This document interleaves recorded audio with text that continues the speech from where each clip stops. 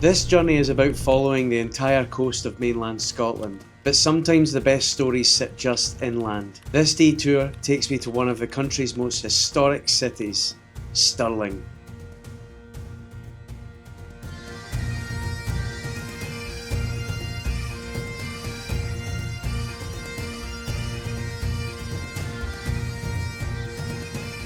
That is incredible.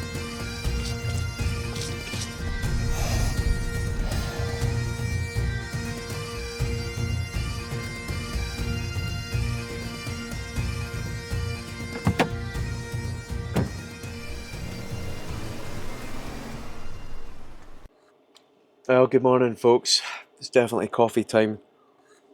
It's a pretty cold one out there. I think there's ice warnings and stuff today for the roads. And if you've been following my journey so far around the entire coast of mainland Scotland, you'll know that I started down in the borders on the east coast, travelled up to North Berwick, all the way along the East Lothian coast to Edinburgh, and then Edinburgh up to Falkirk in the last episode. And today, what I've decided to do, normally I would just, for the next phase of this road trip, is the whole coast of Fife. And I would just normally cross here over the Kincardine Bridge and start from there. However, there is a place just slightly inland, 15 minutes or so, that I cannot miss out on this road trip. And I don't want to miss out, quite frankly, because I've not really explored it as much as I would have loved.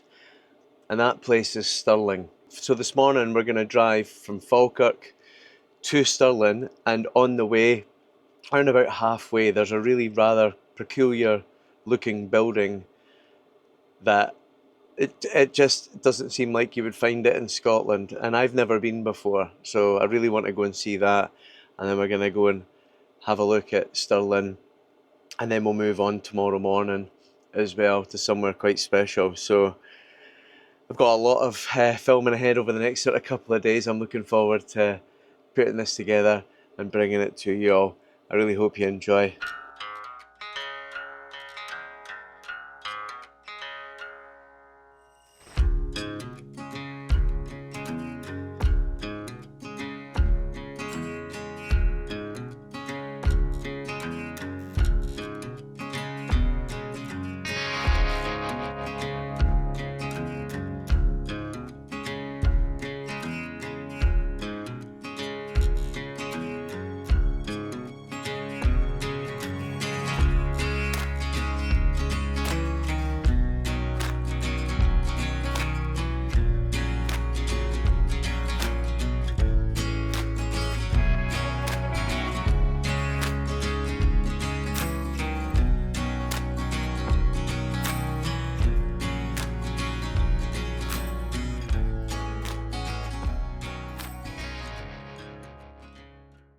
This is the Pineapple, cared for by the National Trust for Scotland, and it is one of the most unusual buildings in the country.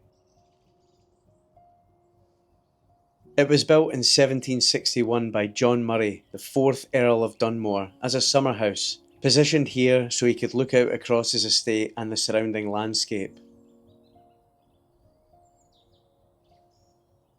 The pineapple itself was a symbol of wealth and status at the time, representing hospitality, power and global influence. And Dunmore was also a significant figure overseas. During the American Revolution, he served as the last royal governor of Virginia, placing him directly at the centre of the political tensions that eventually led to independence.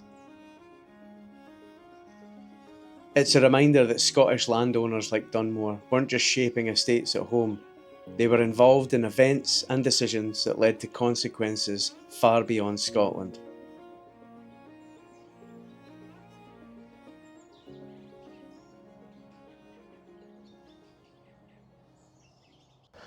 This place is awesome. I mean, just when you're walking around, all the bird songs, the sun's just coming up. I've got here at the perfect time. All the birds are out, the squirrels, we've seen deer as I was driving in, jumping out of the field. But just listen to all those bird songs.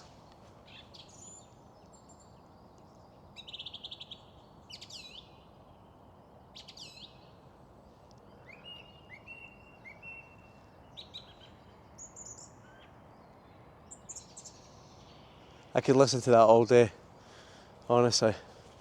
Phenomenal. So I've got around about a 15-minute drive now from the Pineapple to Stirling. And my first stop today is a place I've been once before, but it was many years ago. And I can't wait to go back and experience it again. That place is the Wallace Monument. As the sun rises over Stirling, it lights up one of Scotland's most powerful landmarks.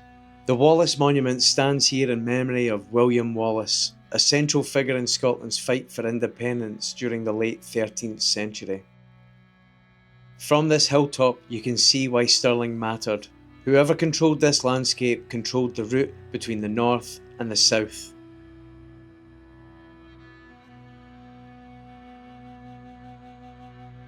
Placed here above the city, this monument links Wallace's story directly to the ground where Scotland's history was shaped through battle.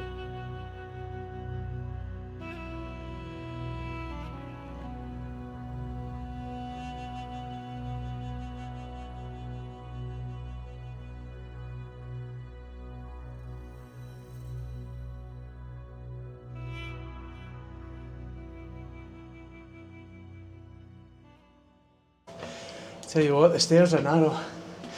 Obviously it was built a long time ago. But this must get busy during the season for sure, but I cannot believe how tall that sword was. It's incredible. This is the Hall of Heroes.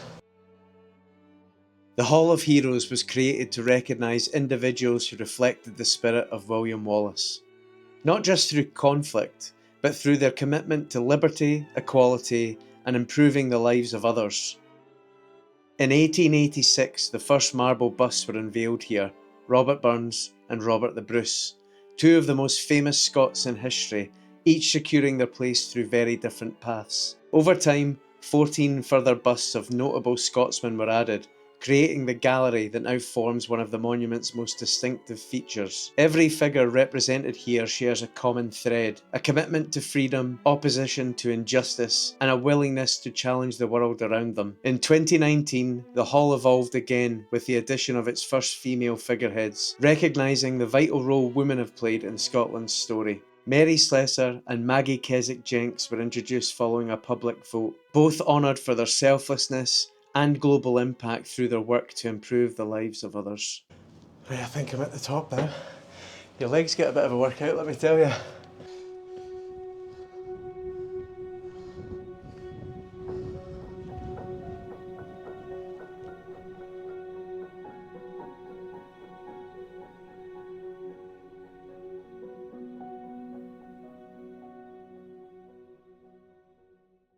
It's an amazing view you get up here, and you can actually see the field where the Battle of Stirling in 1297 took place.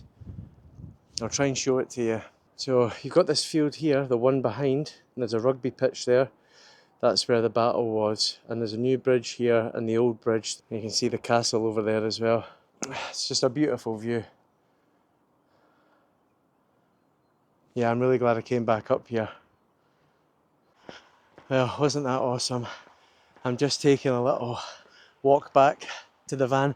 I did actually walk up, but for those of you that have never been before, just bear in mind it is pretty steep. It's well paved, there's no doubt about that, but it is quite steep.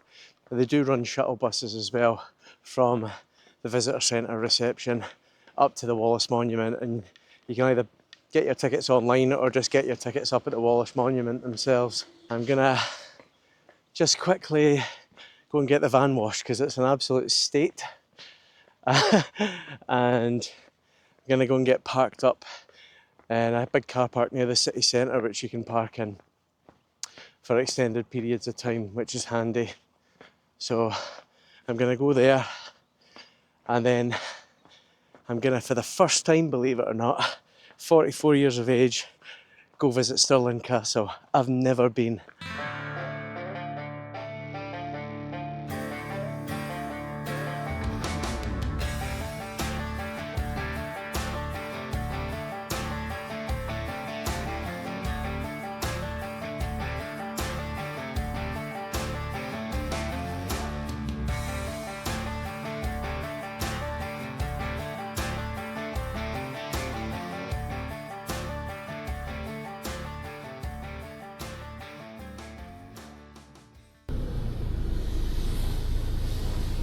Alright bud, just a wash mate. Just standard wash, yeah.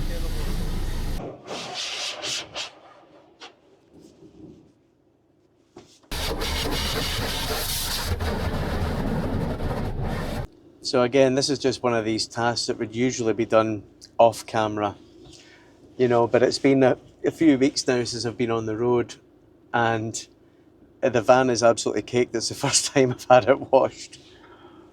So it's been well and truly needed, that's for sure.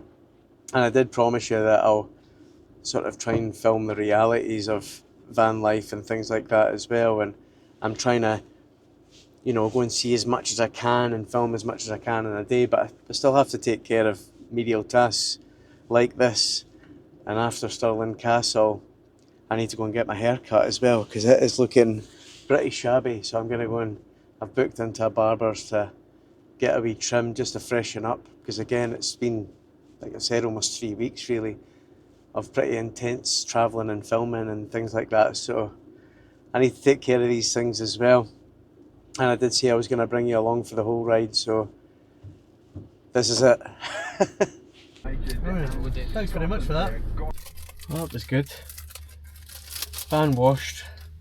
They give us a little air freshener as well, so I'm going to take this old one off. Get the new one up. Smells pretty good actually. Happy days.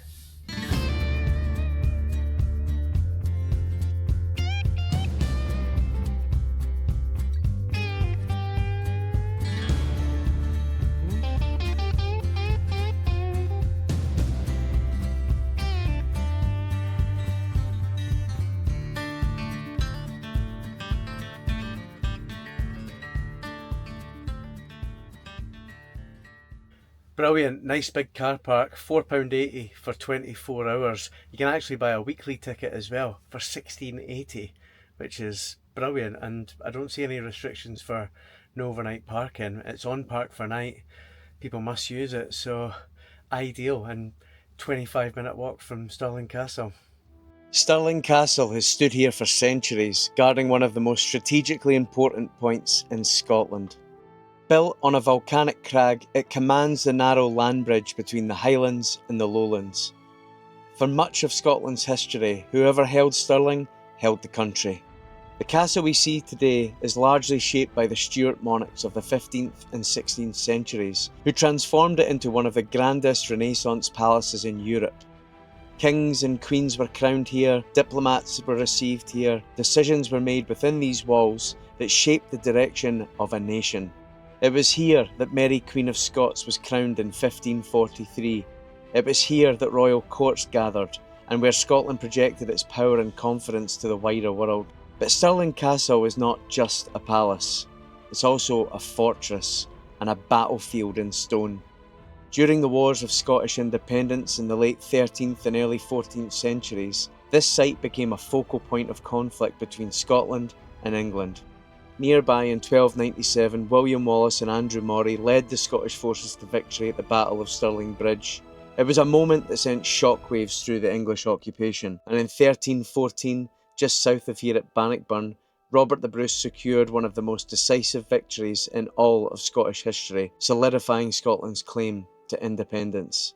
This castle changed hands multiple times during those wars. It was besieged, attacked, reclaimed, and reinforced, a symbol of control and resistance in equal measure. Even after the medieval conflicts, Stirling remained a military stronghold for centuries, adapting to new forms of warfare and continuing to serve as a garrison long after royal life moved elsewhere. Stirling isn't just another castle on a hill, it's a place where Scotland's future was fought for, not once, but again and again. When you look from here towards the Wallace Monument and beyond to the fields of Bannockburn, it's impossible not to feel that these stories are connected. Wallace's defiance, Bruce's determination, and the long struggle for a nation to define itself. This is more than architecture. It's the ground on which Scotland held its line. This really is such an amazing castle. The grounds are huge, there's loads of space. I mean, it'll be busy, obviously, in season. but it's just gorgeous. You know, I quite like my ruins versus the sort of restored castles and the, you know, the ones that are open generally, because I like my imagination to do the work when I'm there, reading up about them before I go, and I can piece all the walls together in my head. I feel that's quite powerful, but I mean, this is awesome. It's someplace. Right, well, that was fantastic. Absolutely loved it. I must admit, it's quite a place. And when you read all the sort of placards as you go and stuff like that, it's really interesting. So much history there. Obviously, over the years, it's been so well maintained. And that tapestry project, the tapestries in there were superb. Absolutely loved it. But before I go for a haircut, I've still got time. I'm gonna head to a place again I've never been before, and I feel after being at a castle of kings and queens like that, I feel like this is probably the right next thing to go and see. It's certainly relevant because it is the Beheading Stone.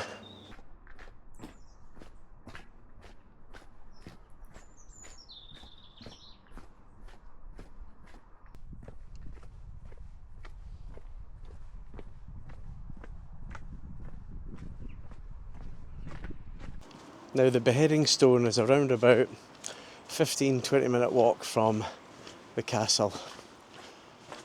Like I said, I've never been before, but it just intrigues me. So I'm going to go and check it out since I've got time. So a few minutes later, here we are. I can see it right at it.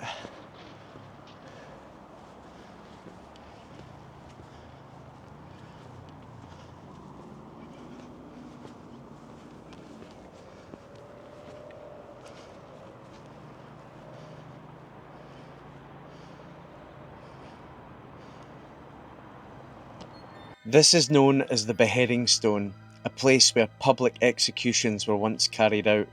Justice in medieval Scotland was often brutal and visible. Punishment was designed not just to end a life, but to send a message. Standing here now is a stark reminder that castles weren't only centres of power and ceremony, they were also places where authority was enforced in its harshest form. That was awesome, but now I need to go and get my hair cut. Mop, be gone. Much better. Done my beard as well. Elizabeth at Barton Street Barbers did a really good job. Great chat as well, so happy days. Right now I'm going to head back sort of towards the castle, into the old town, and check a few places out there as well that I've not been before. And I want to do it before it gets dark, so needs must.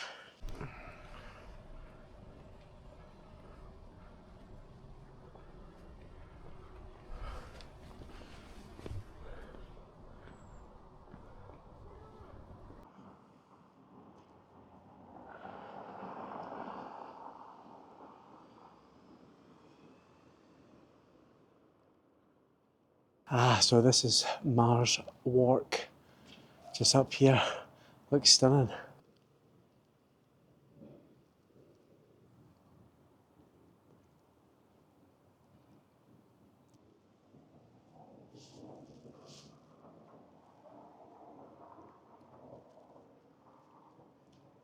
That's beautiful. You've got the church right next to it as well. Church of Holyrood. And there's a cemetery here too. I'm going to try and see if I can find some really old gravestones.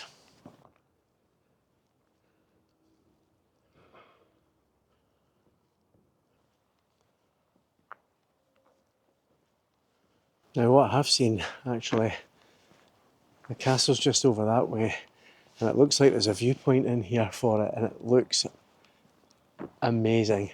So I'm definitely going to go and check it out.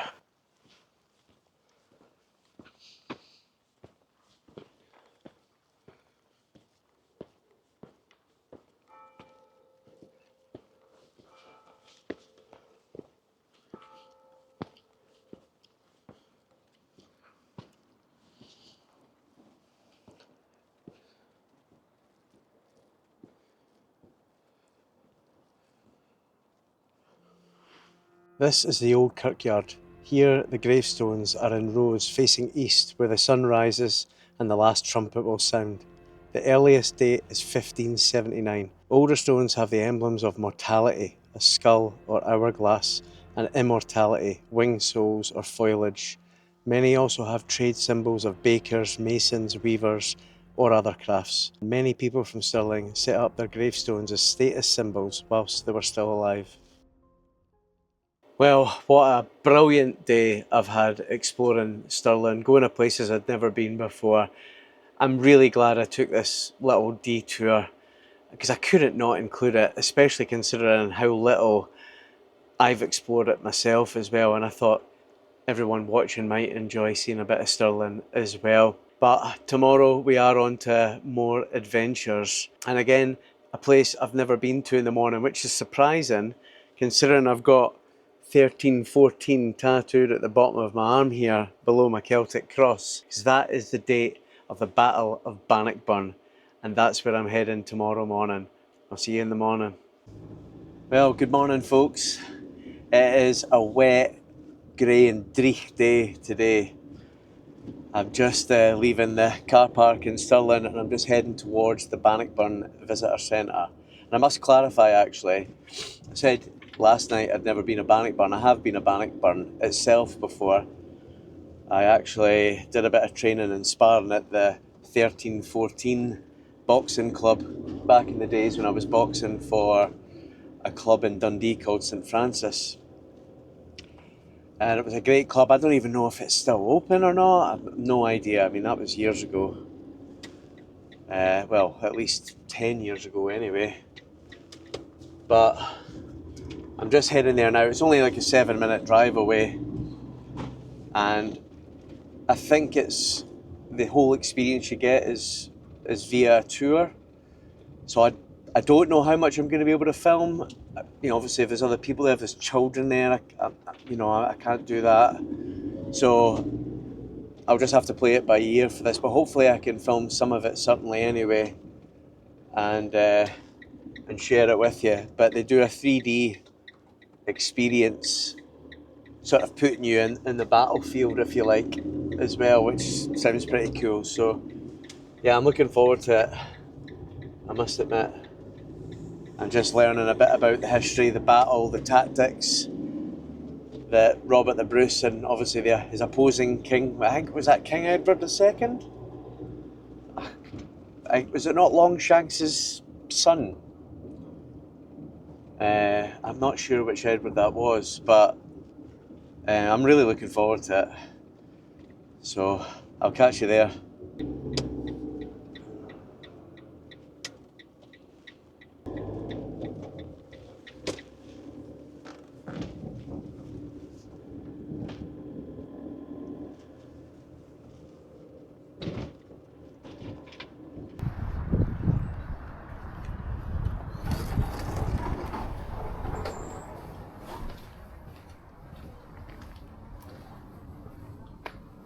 Morning, how you doing?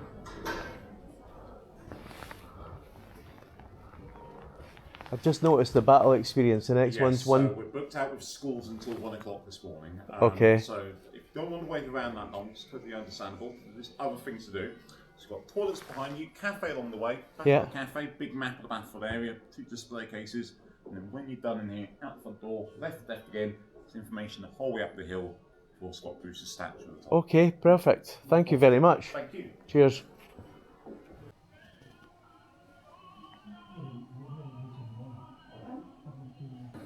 Morning.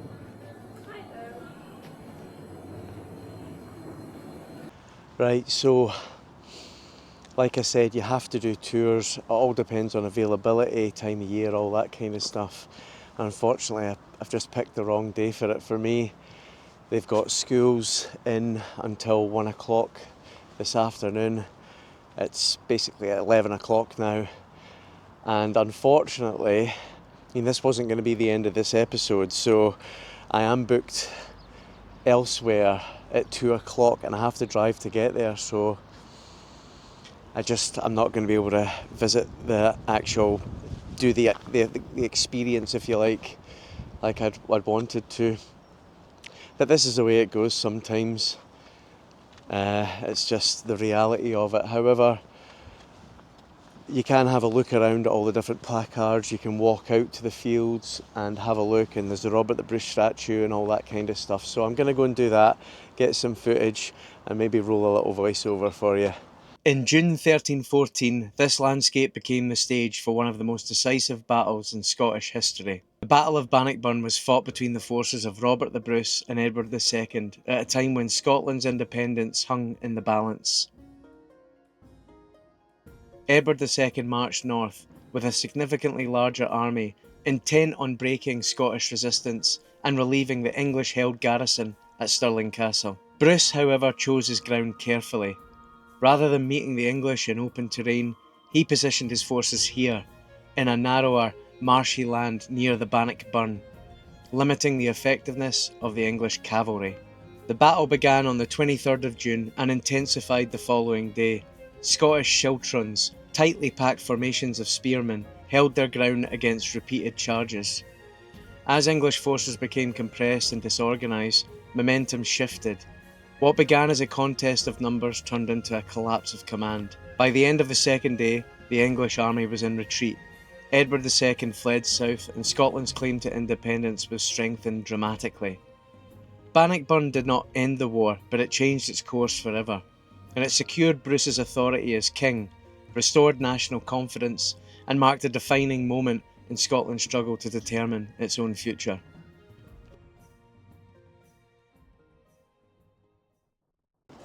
And this is one of my favourite quotes.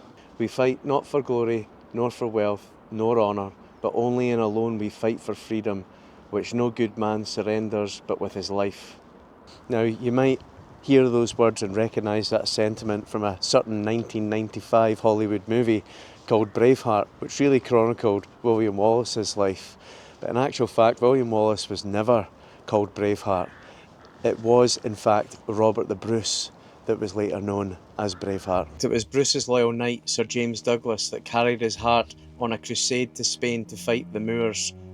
Before charging into battle, he threw the casket containing Bruce's heart towards the enemy, shouting, "Onwards, Braveheart, I shall follow thee." This act of devotion and the symbolic significance of the heart gave rise to the nickname Braveheart. Well, that was awesome. Obviously disappointed I didn't get a chance to do the actual 3D experience and have the tour and all the rest of it, but at the same time, for you guys, I don't really know how much of it I would have been able to film anyway, if anything at all. It's just maybe something you would have to come and experience yourself. And I definitely will be back to do it at some point, but it was great just being able to walk out to the field where the Scots camped on that hill, and just trying to sort of picture and imagine what it must have been like. But it was really good. I'm glad I came and done it. Like I said, I've got 1314 tattooed on my arm. Because it was the most significant battle, significant victory of Robert the Bruce's reign, which ultimately led to Scotland gaining its independence back then. So, yeah, I wanted to come in and do that, but oh my god, it's freezing today. I don't know if you can see that, but my hands, they're all going white and stuff. I should have had a hat and gloves on for that, definitely. It's Baltic. Next up, I'm going to take you to a really special place, and the episode was actually meant to end at the end of this section. However, a few days ago, a farm contacted me because they've seen the road trip that I'm doing and how I'm trying to support a sort of buy a local message and all of that kind of stuff. And they do lots of different things like farmers markets. They've got loads of fresh produce. They do tours of the farm, which I'm hoping to do one today as well, which is why I needed to be somewhere else at 2 o'clock. And the accommodation looks absolutely incredible. So it's going to be a nice break from the van. It's been 3 weeks of pretty much intense travelling and filming and posting on social media and replying to comments and all that kind of stuff. And I thought, well, how can I refuse that, considering the accommodation they're giving me has a wood-fired hot tub outside it? So I thought, you know what, let's go and have a conversation with them, hopefully learn a little bit more about the farm, their history, their journey, and what their goals are and what they're doing now. I can't wait for this. It's going to be a nice little welcome break, and I can't wait to actually try their foods. I'm definitely going to be buying some stuff for the van to take away with me as well after tonight. So that place is called the Solsgirth Home Farm.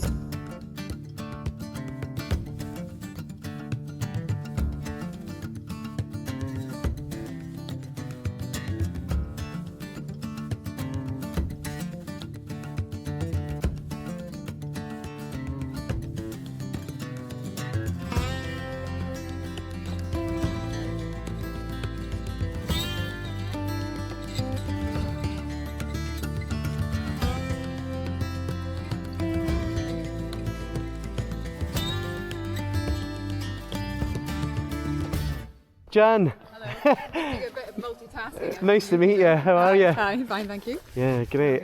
So, Don't say anything.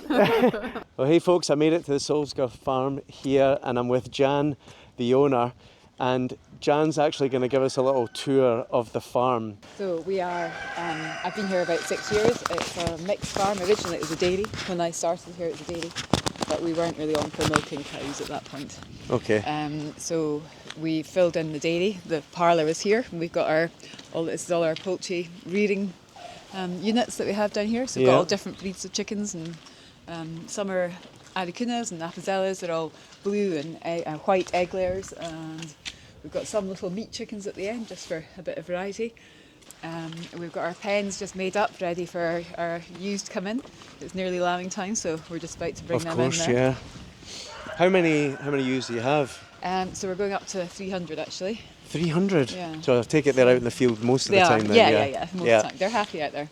But so we can get our hands on them and help where we need to, and we bring them in Yeah, got you. for lambing. And we have lots of vet students and agri students come in to help and get a bit of hands-on experience as well. This is our latest arrival. Oh, wow. This is Alistair. He only arrived this morning, so it's obviously a Highland bull. We've got Highland cows, but we always just cross them with our Angus. But he is a new arrival, so we've just got him in here till we get used to him, until he gets used to us. He looks quite chilled as it is, doesn't he? Yeah. I mean, they are pretty chilled in my experience, but I don't know if I've ever actually seen a bull before. Inside, Yeah. On the inside, so he's normally outside, but he only arrived this morning, so we want to get him used to us. And Wow. he's got a fair set of horns on him. He certainly does. You wouldn't want him charging at you, that's for sure. These are our dairy goats. These are Anglo-Nubian dairy goats with ginormous ears. This helps them control their temperatures. They're African, so it was originally to deal with African temperatures, but we don't really need that quite the same way here. Yeah. So this is Taka and Peaches. They're both pregnant. They're due to have their first set of kids in February, March. Oh, wow. And then that's our last year's kiddies from last year. Jammy Dodger and Custard Cream, I'm not sure if you say. Jammy Dodger and Custard Cream, hello. I didn't name them, but the bastards are kind of lost even. But they are all super friendly. So the plan is that, well, we obviously have the kids, but then once they're milking, then we use the milk from the goats for our lambs.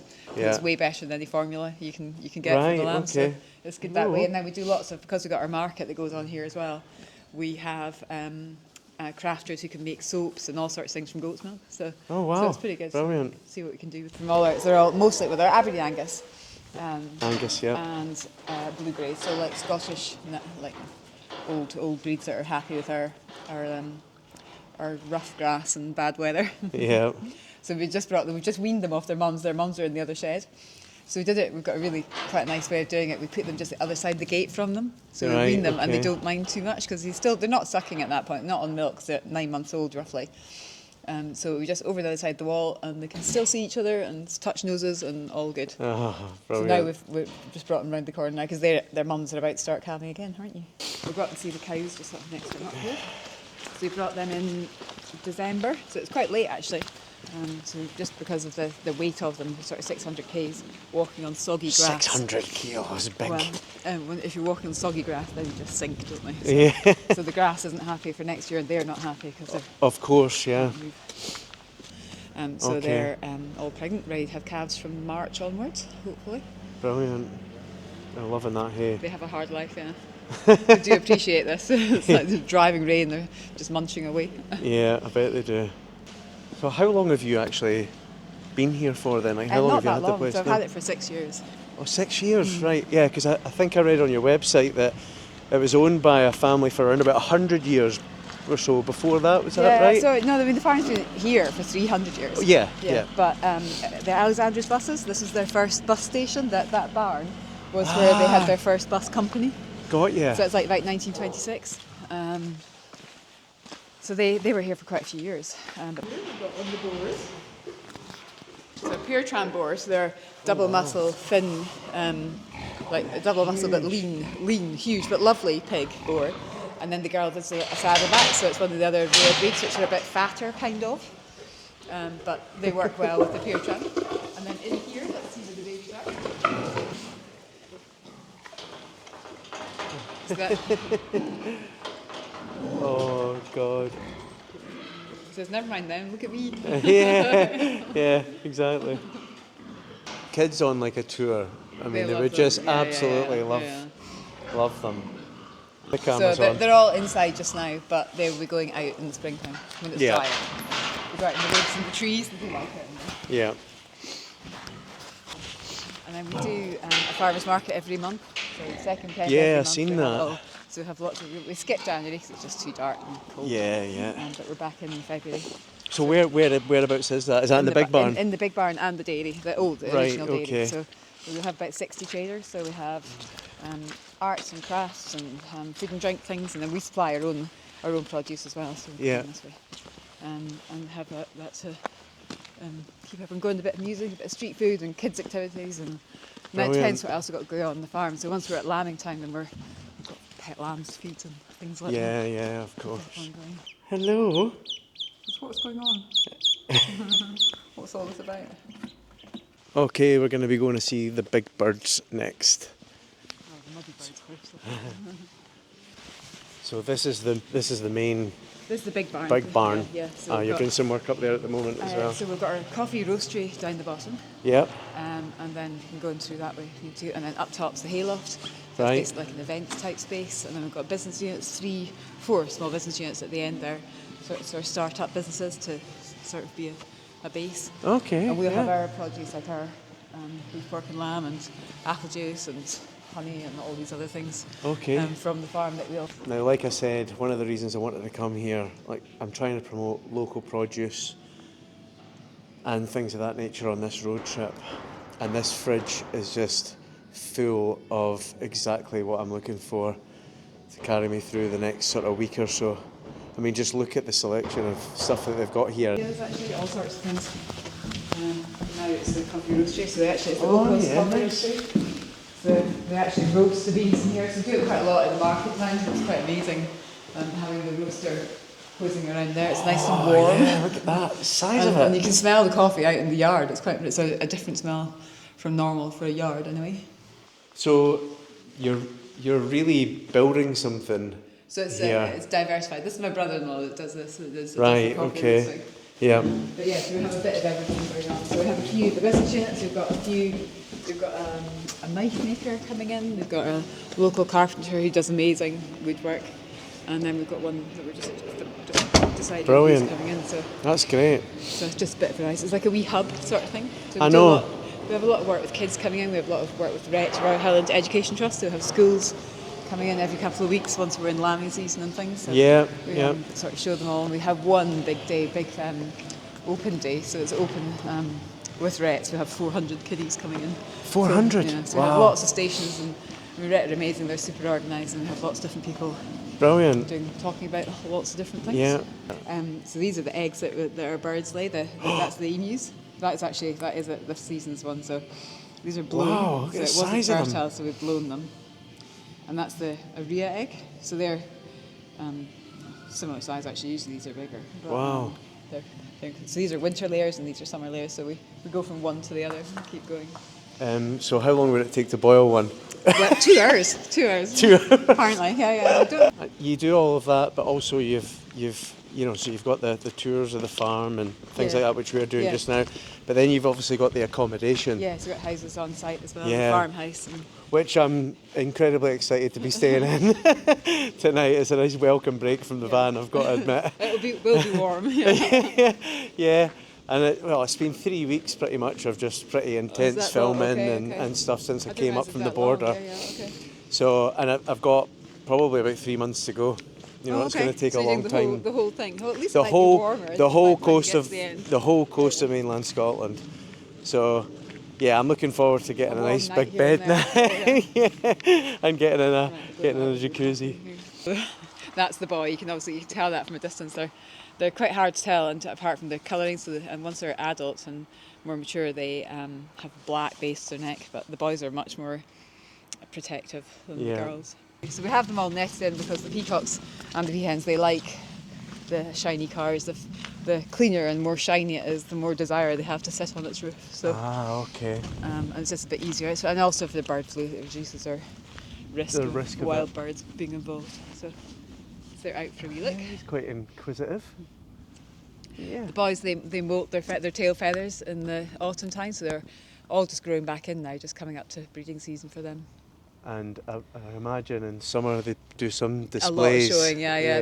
They're quite happy to show off.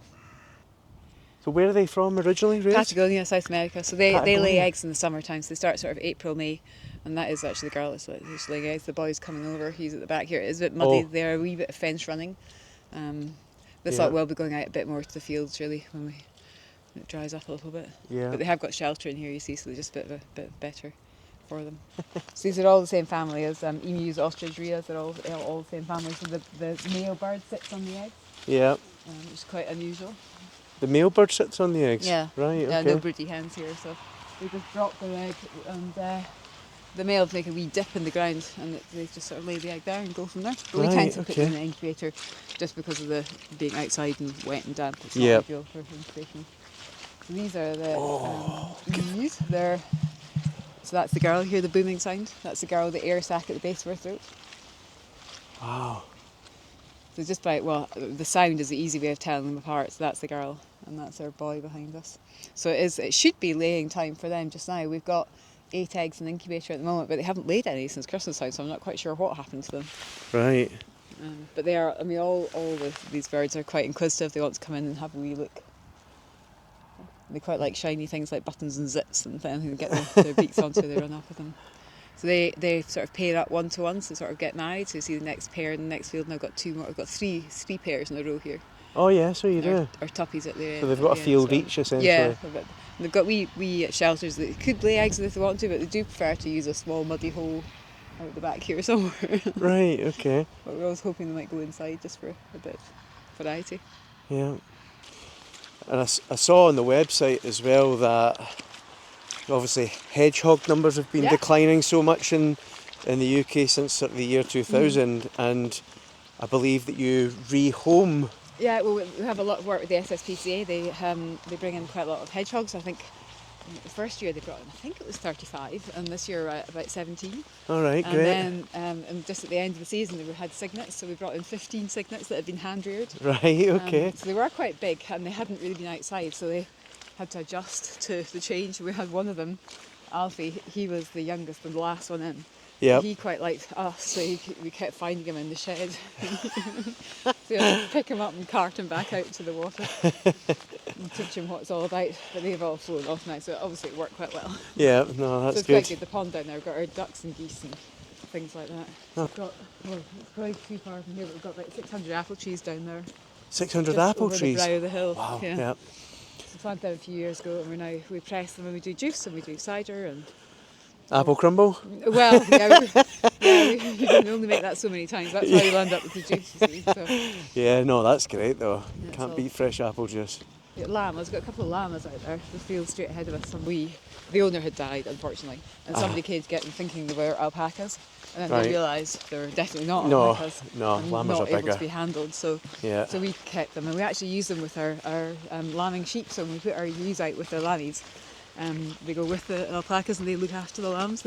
It's amazing if you watch, and they come and touch noses with the lamb, and then they stand right over it while the mum wanders off for a bit of grass. And No way! And it makes a big difference because we have not just foxes but crows and magpies and things because they're particularly evil for our wee lambs. Yep. So that works quite well. Yeah. Really well. So we like that.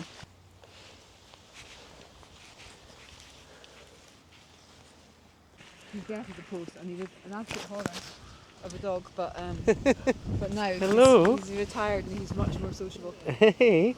I used to get out the kennel and look for sheep and just run until he found them. But now, no, he's quite happy. And becoming a bit more Angus-like, isn't he? He's just like dropping all his Highland fluff. Oh yeah.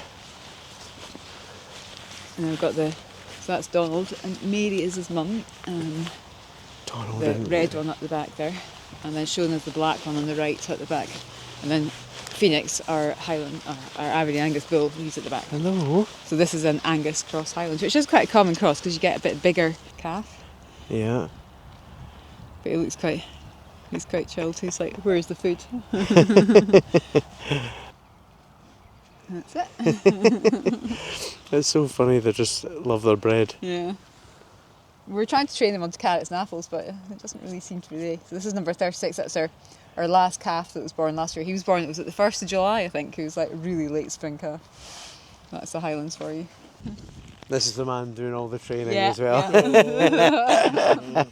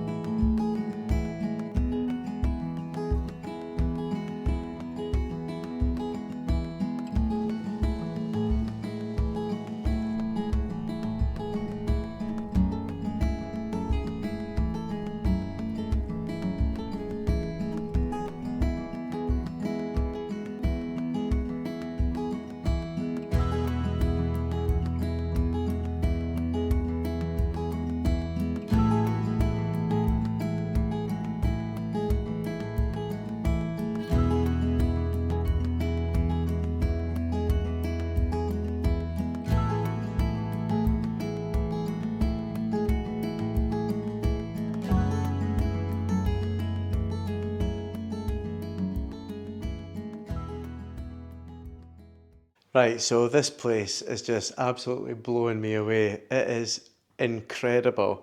I've got a beautiful hamper here with fresh eggs from the farm, a bottle of red, some of their coffee that they've actually made with that big coffee machine, some marmalade, jam, information, and also one of their Aberdeen Angus steaks to cook tonight.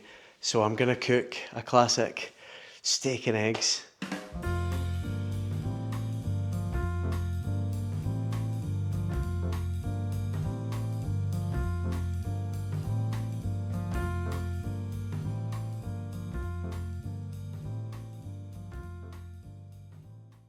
Right, well, this might not look like much. It's just a couple of steaks and some eggs. And I love, the eggs don't look great the way I've cooked them because I cook them in all the steak juices and stuff like that as well. That's the way I like it.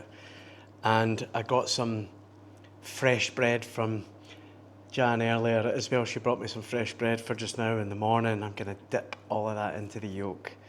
I actually cannot wait to taste this steak. Look at that colour. Perfect.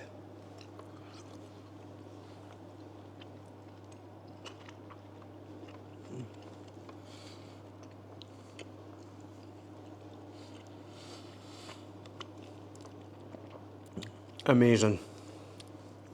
Proper Angus steak. Test this bread with a bit of egg on top.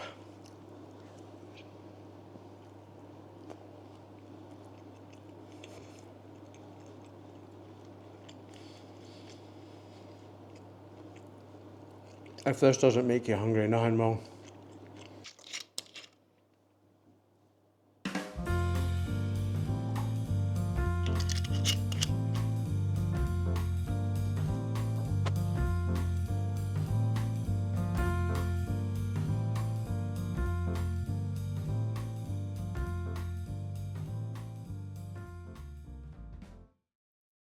Well, folks, what an absolutely brilliant day I've had, and this is just such a perfect way to end this week's episode.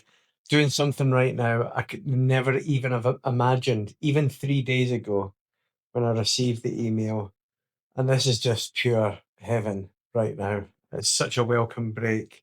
Jan was lovely. The staff are lovely. The farm's so well set up and so well run. Their own produce, the meat and the eggs are sensational. And this accommodation, I don't think I've stayed in a place like this before, let's be honest. It is outstanding. So I'm incredibly grateful that they reached out to me. But I am pretty tired and I'm about to start the next leg of this journey tomorrow. Anyway, thanks for watching. Please remember to like, leave a comment and subscribe to my channel if you haven't done so already. I'll see you next week. Have a good one. Slanjava. Like and subscribe for more van life adventures.